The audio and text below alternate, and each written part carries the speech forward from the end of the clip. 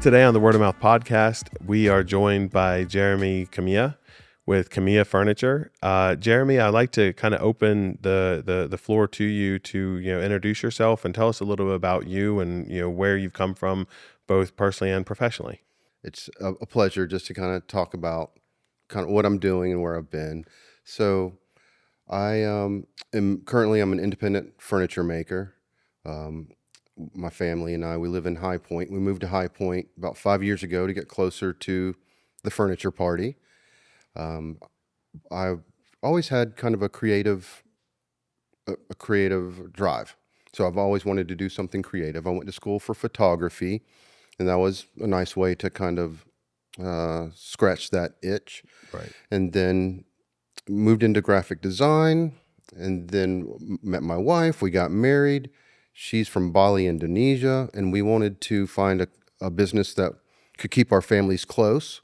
So, kind of a long story short, we decided to try importing furniture from Bali. Okay. So that is how I got into that's how I got into furniture, was importing from Bali, people coming into our small showroom in Durham, North Carolina, and saying, "Oh, this stuff is beautiful. Did you make it?" And after a while, I just got tired of saying, "No, I didn't make it," because again, I'm a creative person, and I just was like, "Well, maybe I could make this." Right. So I turned on YouTube, started knocking down old tables that we imported, and just kind of gave it a go. Really. So that was about 2015, 2016, and I just, like I said, I kind of gave it a go. I was like, well, this is fun. I think I can do this. We stopped importing, and I just started making my own designs. Okay. So that's what I am right now, is trying to be the best independent furniture maker I can be. And that's that is probably the hardest way to go about designing furniture, is building it yourself, designing it yourself, like taking everything in house. How has that been as far as a journey from this is what I want to see as a creative to this is what my hands can produce as a craftsman? It's I don't. This may sound weird, but it hasn't been difficult. I think that maybe it's something I have a knack for. It does Okay. come easy for me. Um, I really, it's kind of funny because I'm really doing it all backwards. Whenever you think about the business, like to have a showroom Right. and showing, whenever you have no idea. I didn't know anything about furniture, importing it, had no idea. But we just went for it. And, so I started off with a showroom. Right. And now I am, I don't have a permanent showroom in some real estate. Right. And I've actually just moved into a small studio, which is frankly my 2-car garage, Okay. which is exactly what I like. I wouldn't Right. change that right now. But as far as, I hate to say it, but it's not too difficult because I've got that design background. I know what I want things to look like. I have Right. a certain aesthetic. The challenge is design, coming up with a design in a form and a proportion that you're really happy with, because that's what I'll do first. Right. And then I have to figure out how to make it. Right. So I mean, that is the hard part. Yeah. But it's a challenge, and I mean I like that. I like that it's a challenge. That's got to be so rewarding to design something in your head and then get it out, lay it out in 2 dimension, and then as you see it, like a sculptor removing clay, removing artifacts, you kind of start to see what you thought about in your head sort of translate beautifully within your hands. I mean, that's got to be like one of the more rewarding creative arts there is, and knowing when to step away from it. It is really rewarding. Whenever it's done, and you wipe off, you've got you're finished with it. You've waxed it down, and there are moments where whenever I can just sit back and say, "Jeremy, you did a good job." Yeah. And that's really cool. That's got to be, and all the pieces in your showroom. You have small showrooms, around High Point, and you show pieces at your own home. So this is furniture that has stood not just your scrutiny as a designer and your brand as a storefront, but you live with it on a daily basis. Like, these are designs that are as part of your family. I have been honored to be in your home and see your children doing their homework at desks that dad built, that are these showroom, just beautiful statement pieces of art, and they're doing their homework on it. Like, that's it's part of the family. Yeah, it is, and I mean, it's a benefit to have the furniture at home because I'm self-taught, and even if even the most classically taught woodworkers, I imagine, it's still nice to have your work at home just to see what happens, Oh, for because sure. wood isn't static; it Right. moves, and it's nice to keep an eye on. It's nice to keep an eye on what happens. Yeah. So, over a course of a couple of years, you know, I may notice something where I would want to do Right. it different. Yeah. And if it weren't at my house, then it would be in someone else's house, and it would be denied, Oh, that learning absolutely. experience. So I enjoy having some of the pieces, especially the older pieces, Yeah. home and close to me, not for sentimental reasons necessarily, but just to observe. It's studying. Yeah. Yeah, It's an ongoing experiment. What does this wood do, when left in these conditions for this long? Rocked on and sat on and leaned on and worked on, like, it's like a human life stress test. yeah, right. Is it over a vent? Is it in the sun? There's a lot of different factors, and that's just in this climate. Whenever it ships out to Montana, Right. Totally different it's a climate. completely Yeah. different thing. So yeah. That's cool. So, because we are a visual podcast and we are going to have a visual segment to this, whether we're getting B-roll of your pieces or whether we're using B-roll that's been shot, the viewer will have a chance to see your lines and your aesthetic. And I would like to talk a little bit about what they're looking at as they're looking. Like, what is your aesthetic? How do you approach a piece or a project?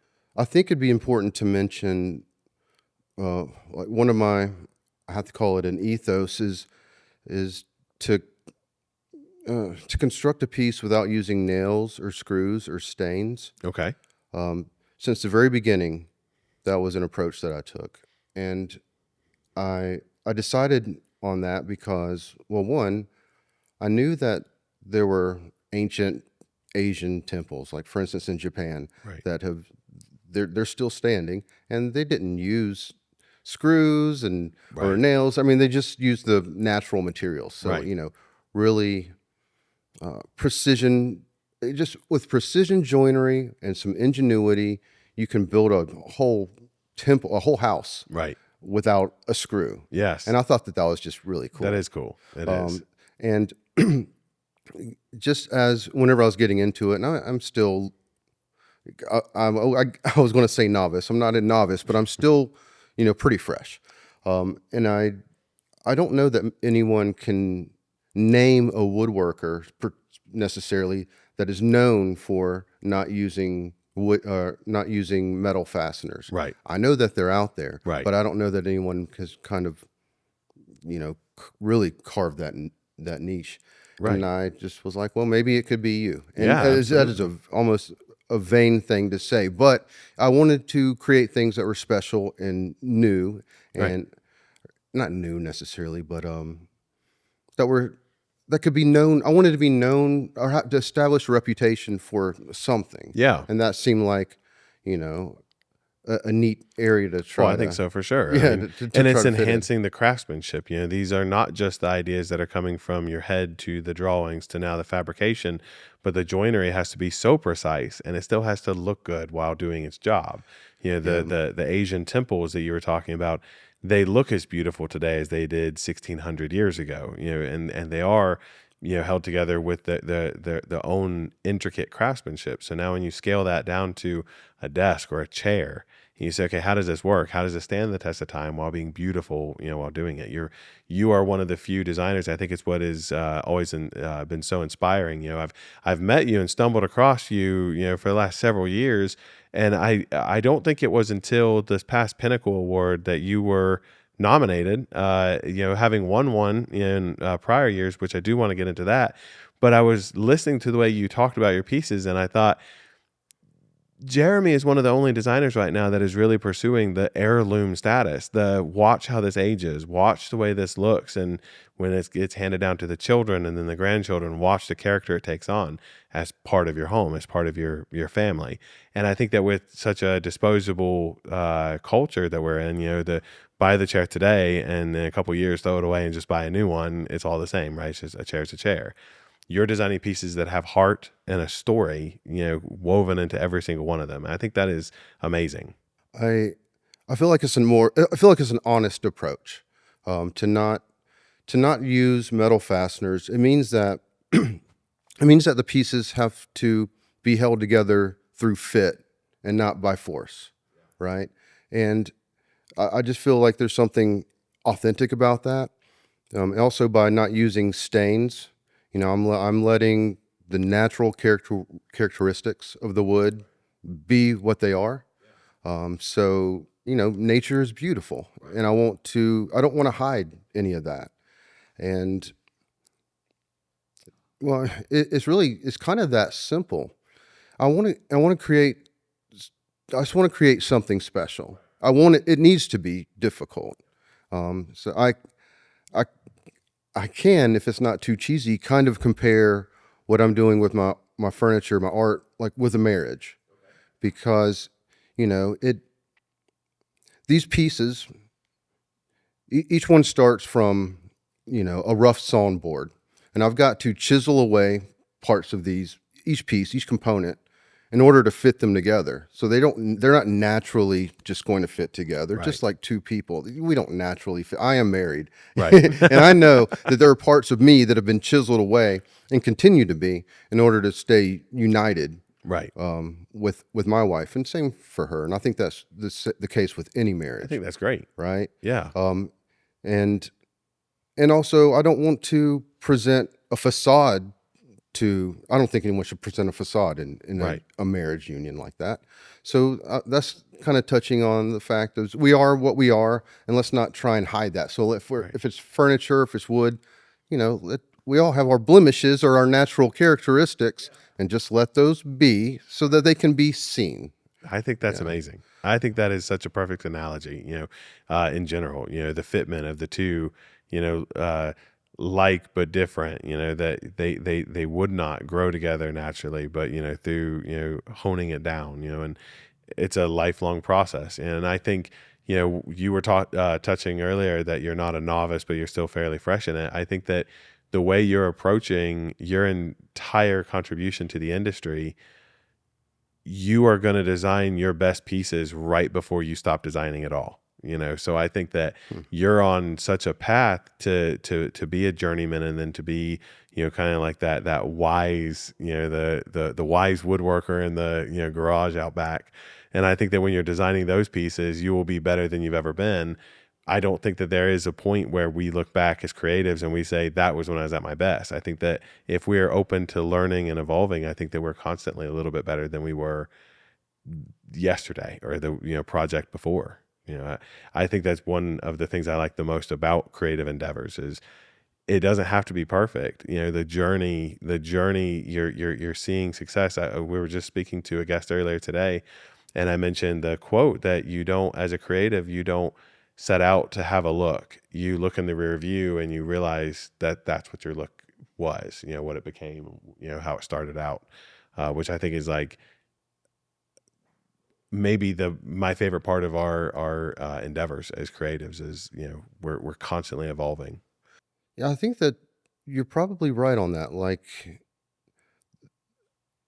there is likely a signature to what we do when we're expressing ourselves genuinely, when we're not doing it to just match a certain style, or if someone comes at me with a catalog and says, "Can you make this or that?" and I just have to say no. Um, and it's too bad because I want to be of service, but also it's hard to it's not always fun to turn. You have to have some conviction to turn down a job. Yeah, because I've got kids, and those we need finances, but I guess but I do have that conviction because I know what I want to do, and I don't want to be known for. I want to be known for my own aesthetic, I guess, and for what just comes naturally for me. Because if I've got enough examples of what comes naturally for me out there, then Right. people will come to me for just that. That's right. So I'm pretty strict on that. I agree with that 100%. You know, that is the road that we like to believe our entire creative studio is on, is if you build a name for yourself, you don't have to go look for work and then worry about bending to fit the needs to pay the bills. The work comes to you because the people want to be associated with the product that you have outside of the physical product, the experience, you know, the values, you know, what you as a company, and your name is on the door, you know, your name is on every piece of furniture that comes out of your shop, you know, so that represents you maybe more than, you know, if you were just importing furniture or, you know, designing for a larger brand where you may be, you know, the designer, but you designed it for a Hooker or a Bernhardt or something like that. Like, these are deeply representative of you. Yeah, it's certainly the artistic approach. It may not. I mean, it's not the best business approach. I think I would have to admit, but it's, you know, it's I'm just being an artist in that Yes. sense. Yes. And but woodworking and being like, to be sustainable as an independent woodworker, and I don't want to act like that is who I am now. I can't say that I'm a successful, sustainable furniture maker, and I'd like to kind of plant those seeds with anyone who might be watching, because it's very difficult. You're another artist, and we know that it's very difficult to be an artist in that sense. So um, I guess I just don't want to lead anyone in the wrong direction, because it is hard. And I know I know very, very few successful furniture makers who are independent and doing what, I guess, picking the work that they want to do. Because a lot of people that get into the game are, we all want to be the artist, but it's a lottery ticket, and you pay for it for years, you know. Right. So you never know what's going to happen. So, you know, a lot of people have to make cabinets, or That's what I was you know, they have to wondering. keep Yeah. those machines running. Yep. So That's what I was wondering. So, you know, talk to us about like some of those late nights, like those the quiet voice, you know, that visits you, you know, when there's nothing else going on. Like, were you always like, did you feel I can do this and I know I'm going to do this and it's all just going to work out, or was it, you know, bringing it into existence? I know that's kind of like an open-ended question, but like, were you one of the, you know, there's no right or wrong answer really. It's, you know, were you one of the people where like the deck was stacked against you to succeed, or were you one of the people that kind sure. of came into it with like, if I'm reasonably good at this, I should succeed. Like, there really isn't a failure option here. I think that when I came into it, and kind of where I am now, I feel like isn't that much different. I feel like I'm not going to be I'm not going to be without a home. Okay. So that my baseline is really, you know, low. So it I mean, I just don't believe that. So I don't feel like I have to worry about that. Okay. Yep. And so that, I mean, it might be such a low baseline that frees me up to at least pursue what I want to pursue, because you get one chance in this life. And I mean, I also I believe that if I needed, if this didn't work out, or if I really needed to find another way to help provide for the family, I would just do that. I would find another way to do it. Um, so I'm, you know, I'm still kind of walking the line with every project that I get. But I'm still learning, continue to learn the whole time. So the more time that I have, it gives me a little bit more knowledge to give me a little better odds at actually doing this sustainably and successfully Right. for a longer, you know, for a Yes. long time. Well, and I mean I think that's the goal, and I think I see that in you. I think that's the one thing that's kind of come through in every conversation we've had is you have this driving passion behind it. So I think that it would have to be something absolutely unimaginable to kind of pull you from doing what you are so driven to do. So I do think that you find ways to make them work, and I think that one project will lead to another and lead to another, and you're allowed to, kind of keep in your creative honor. You're not having to subjugate yourself and say, well, I guess I'll do it this time for this. Yeah, you're right. And because I'm either going to be creative for myself or for someone else. Right. So I'm going to fight harder to be creative for myself. Absolutely. Yep. Yeah. So I guess, and that kind of leads to, sort of the, pardon the, pun, but the pinnacle of sort of where your dreams and where your passion leads. Talk to us about your reaction when you won the pinnacle, when you were nominated for the pinnacle. Like, again, kind of going back into like where your heart and your mind kind of intersect. When you started designing furniture, did you say this is a cut above the other stuff out here? Like, this is award winning. Like, this should win an award. Or were you blown away? Oh my gosh, they notice who I am. Whenever I first started, I wanted to be collectible. I wanted to be recognized. There was a lot of pride and maybe, well, hubris behind, that motivation. And I'll be pretty honest about that.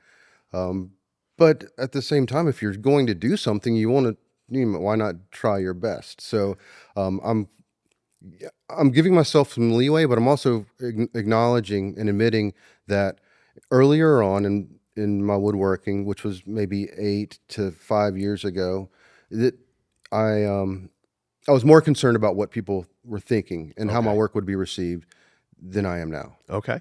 It was 2000, and in 2022, I did submit work for the Pinnacle Award by the International Society of Furniture Designers, and I did get selected, and then I did ultimately win the best honor that a designer maker could win for that category. And then I did it again in 2023, and that was awesome. I'm surprised, but I also try. So it's one of those things. Awards are subjective. So if you win, that's amazing, and it's a great honor. Really the greatest honor is just to be kind of picked and batched with the other people, the other maker. In my case, other makers absolutely. That you admire. Yes. That really is the greatest honor. The winning is amazing, and then you get a piece of glass to show off. But I think moving forward in my work, I'm much less focused on the accolades, because it can take you over. Like I was certainly earlier on, more tempted by wanting to be recognized. It's the recognition. Absolutely. Yeah. I think that, creatives, we crave affirmation, we crave, more than just acceptance. You want, from the time you're, in school and you're submitting things to art contests, you want the award because it's a chance for you to say, yeah, I thought I had a good idea and I did, and y'all thought so too. But I agree. I think the more in them you get, the more you realize like these are great, but if I'm sacrificing a large portion of who I am as a creative to win this award, it makes it a little more bittersweet. I want them all. Yeah. You know what I mean? I want all of them, but at the same time, I don't want to be ruled by the desire to want them. Right. Yes. So, yep. I'm pulled back a lot. I've got more balance. It's much more. I feel better about. I just feel better about not winning. If I don't. Right. I'm okay with it. Yes. And yeah. Well, it allows I do you want to be them, authentic. Right. It's okay. Same with press. Yeah. It's just so nice to have press because they're just ego points. It is at the end of the day. It is.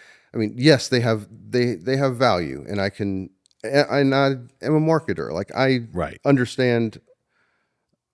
I understand what I can use. Like I want to be in every single magazine so I can put that logo, each one of them, on my website. but am I? But I've got to always fight. Like, is this for me or is this, So I sometimes have to step back, and I would much rather not care than care even a little bit. But Yes, I I agree, do and care. unfortunately, I am in the camp. I care far too much about that stuff, but I think it's, you know, I justify it from our company standpoint that, we are a creative agency in the land of creative agencies. Like there Hmm. are so many commercial photographers out there and very talented ones. And so when you can separate yourself, through, PR or, interviews and accolades, I feel like, especially we are young as a creative studio in the game. We work with some of the most talented individuals in the industry, veterans of the industry. But as a creative studio, we're very young. And so I think that if you can come out and you can establish yourself through those accolades and those, society functions, I think that you do it because it is a necessary evil at that point. You need to get your name out there. You need to get like credibility in Yeah. the industry. But then I think you are better if you don't get caught up in like the award cycle, chase where you're just submitting everything you do and hoping, I think that becomes like a fool's, errand. Yeah.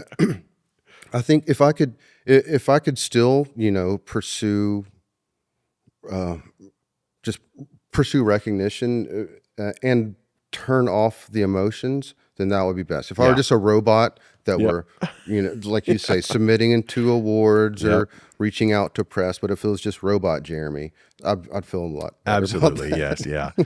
Yeah. It takes a lot of the heart out of the creative. And, I like the idea that as storytellers, I use the analogy a lot that, if I'm a photographer, if I'm, the creative agency representing your work, and you say, this is a chair, and I say, okay, well, tell me about the chair. We're getting ready to shoot it, tell me about the chair. And you say, it's a chair. It has four legs and a cushion and a back. Okay. Makes my job a lot harder because I have to try to convey emotion and things like that. Where if you say, well, this is inspired by a deck chair that was on the Lusitania, and then I changed all these. This is how it's sustainable, and this is where I changed the design and where I paid, homage to like the original design. When you can tell me a story about the piece, you've already kind of sold it in my heart, and then it's easy as a storyteller to then convey that story. So someone else says, I have to have that piece. Like the story is what sells it. It's not the Right. fact you put your ass in it or you set a drink on it. It's the story around it that allows it to be part of our family, and I love those stories. I love telling those stories, and those are creative. Those are not, there's no amount of awards that can motivate something like that, and there's no chat GPT or AI function that will replicate the human emotion of like, this is my grandma's table, or I designed this because it reminds me of my grandma. Like I love those moments. I love it whenever someone tells me that just what you said. My grandpa made this Right. table, those sorts of things. My furniture is not going to get near that special. I mean, I want to make special things, but it's not going to touch that. Oh, I think it. I mean, I think it could. And the beautiful thing would be if we found out where it did or how it did. Like sometimes you can watch movies, film back in the '90s and spot a piece of kind of iconic furniture from our industry and say, oh my gosh, that is a blank cocktail table from this company, and Hmm. it's just iconic. It's in movies, it's in people's homes. Is when we're talking about sort of sustaining or creating a legacy for the future generations. I did want to talk a little bit about your family. Your family, I think, is the heart of everything that you do. And, again, I've been very privileged to, meet both of your children, your lovely wife. And, every time I have the opportunity to, talk with you, it is this kind of beautiful, American family story. It's inspiring. So I would like to talk a little bit about, your super talented daughter and, what she's doing. And then sort of as, the Kamiya house sort of takes shape, Hmm. what the future is for not just your furniture designs, but sort of, involving every aspect of your family story into the future of your brand.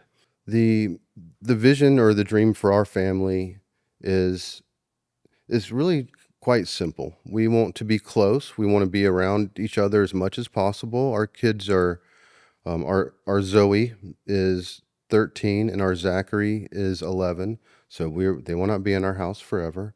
My wife, Erin, she teaches them at home. So we do homeschooling, again, to stay close and watch them learn and learn with them, on many occasions. My wife's one of her passions is cooking. So I mean that's that's an activity you need a home to do as well. And I mean that's a it's it's literally a nourishing thing. So I mean I don't everyone loves food. So um, I, we just want to be very simple, and we want to be as independent as possible and as close as possible. So allowing, by having the homeschool, not only does it give us more time with our kids, but it also gives our children more time for them to do Right. other stuff, because homeschool's pretty quick. We don't have to sit down and teach them for Right. 6 or 8 hours a day. It's a lot quicker than that. So our daughter gives her time to, for instance, explore her art. So she's always been interested in art. And then about less than 2 years ago, perhaps 2 years ago now, she asked us for a set of oils and canvases. And we said, yeah, sure. And she just knows how they work. Yeah, she does. She's a natural. Yes. She can mix color. She just mixes colors. There must be something about the way that the oils feel on the end of this brush. Right. For whatever reason, she's just it's very natural for her. So she's becoming kind of a beloved artist, and she's so, Absolutely. she's so balanced and chill Yes. about it. Yes. But we don't buy her canvases anymore. We don't buy her oils anymore. She pays for them from the stuff that she sells. So it's a great lesson for her. And she wants to be an artist. She wants to do something similar to what she wants to be, a mother and an artist. So she's on a really good path for that. And she can see how it's happening because she's meeting people here in High Point, working interior designers who are placing her work in homes. So she sees a way to do it. And then she has support from from other networks, like other art galleries in Greensboro and in High Point. So she's making a lot of connections, and she knows that it's an option for her. That's amazing. Yeah, it's really cool, and yeah, people really enjoy her. So it's a pleasure to see. I would love to get her on the podcast too, because her ability as an artist is amazing. Taking into consideration her age makes it like unheard of, and the fact she's only been doing it for a few years. Yeah. Like, when you look at the kind of work she's producing, you see people work in a career to develop that style we were talking about before. She already has it. Like, she has it, and then in spades. And to see her work through different mediums, the oil versus like her illustrations that she does for her homeschool projects, those are art projects in themselves. Like, I mean, if she went to any school and presented that, people would be blown away. They think it came out of the textbook. Like, it is just incredible how much talent she has. I mean, you can see where she gets it from. Your woodworking design. How does that influence her 2D? Like, who is inspiring who in your house at this point? Well, she will tell you that she gets it. It's from God. Okay. And I can't take any credit for her gifts, or our son's gifts, Zachary. Right. I can't take any credit for those other than nurturing them when I can. But it's very easy to, it's not too hard for us to buy a canvas and some oils to get them started. We want them to explore different areas of expression. So, and our son, who's plays basketball, and so we get him we have him a basketball hoop, and he's got a not championship game, but a playoff game tomorrow. So that's fantastic. That's really cool. We love seeing him. I wouldn't say excel, but just learn. He's still young. I can't call him. Right. I don't know an 11-year-old that is excelling at basketball, but he's really loving it, and he really cares about it. So it's amazing, and I'm sure that'll be a lifelong sport for him, which for us is what's important. Absolutely. Yes. I mean, it's amazing to watch them grow and develop. I'm sure in basketball, my son swims, and Yeah. uh, to watch him go from being able to barely tread water, and you're standing by the edge of the pool thinking, I need to be able to jump in there, and then seeing him compete on like a state level, a couple years later, you're like, yeah, you're faster than me now, kid. Like, there's nothing else I can teach you. Basketball would be about the same. This is how to dribble. Anything other than that, you're on your own. Yeah, it's Like, cool. I'm so proud of both of them. They're much better at me with communicating, with dealing with pressure, with being in the spotlight, and really, 100%. So I'm really, I mean, I just watch, and say, wow, I'm glad that, um, I'm glad it's not me in your shoes really, sometimes, because wow, yeah, yeah, I can help them where I can, but yeah, they don't. They're they are who they are already, and it's just nice to see it that is. confidence. I guess that confidence, or maybe the not confidence so much as just comfort Right. with who they are. Yes. I'm so happy to see that. I think that's, yeah, I think that's so important. I think as parents, when you see a creative spark in one of your children, you want to kind of nourish that more, because, you see, the world that we live in general wants to kind of, push conformity and kind of push that creative edge down, even from a pretty early age. Earlier today, we were, talking with a young lady.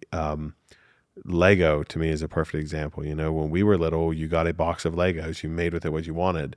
Now Legos are sold with instructions, and if you follow the Mhm. instruction, you'll get a rocket ship at the end of it. So it's almost taking something that started out fully imaginative and then telling children, well, to play with this appropriately, you actually have to follow step 1 to 92. Yeah, that's interesting. I wonder what sort of painful talks they must have had in the back rooms of talking Yeah, about, like, no, it was meant to be, you right. You're know, putting it it, in a box. it was meant to be anything, Yeah, and we don't need these custom pieces that can only be used for right. the tip of this spaceship. Yes, I yeah. wonder if they had uh, I would be any curious. inner, you know, Yeah, whatever dialogues about I would be very how it was. curious. It seems like there's very few avenues for kids to like kind of free think and express and sort of like tap into that like unbridled creativity that, as parents, we try to encourage it, every chance you get. When you have a creative, like your daughter,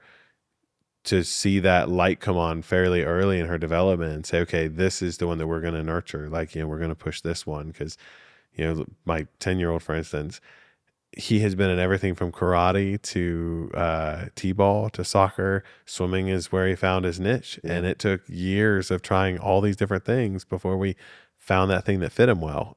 So to look at Zoe's development and say, yeah, I think if we nurtured this creative spark, she'll just run with it. I mean, Yeah, well, there's a lot of flexibility with oils, yeah, and or with art, just art supplies, I guess, in general. right, And then our son Zachary, he's got his words, so he's a pretty good writer. He really enjoys writing. good, So, that's and great. that's like a perfect Lego. It is, yeah, You can do anything with that. So, absolutely, yes. No, that's a perfect Lego. If you wouldn't mind, where can people find the work you've done, where you've been published, more about you and your brand? And, if they're a designer listening to this, which I hope they are, and they want to know more about your furniture, um, where are we sending people? well, my work and my story are on my website. That's kamiyafurniture.com. I've got an Instagram. It's called Furniture is Art. And that's just a message that I need to, kind of a seed I need to plant out there.